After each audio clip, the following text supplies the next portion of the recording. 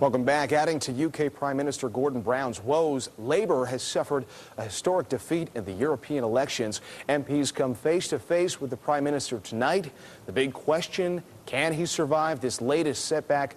Let's ask Paul George what the flavor's like on Downing Street. Paul, hi. Well, I don't know about the answer to that question exactly, John, but I'll tell you one thing. Gordon Brown is a fighter, and he's not the sort of politician, the sort of Prime Minister to give up just because lots of his ministers resign, just because lots of his MPs want him to go, and just because the voters have turned against him.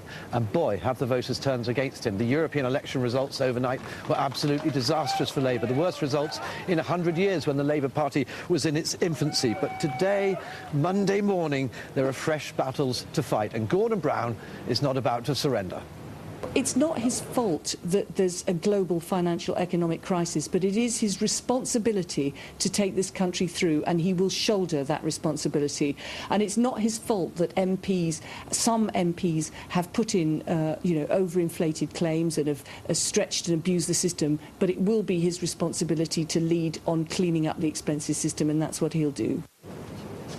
Gordon Brown, like Shakespeare's King Lear, a man more sinned against than sinning. Well, tonight, as you said, John, he meets his own MPs, which in what is sure to be a lively session, many of them baying for his blood, of course. His argument, though, is a very simple one.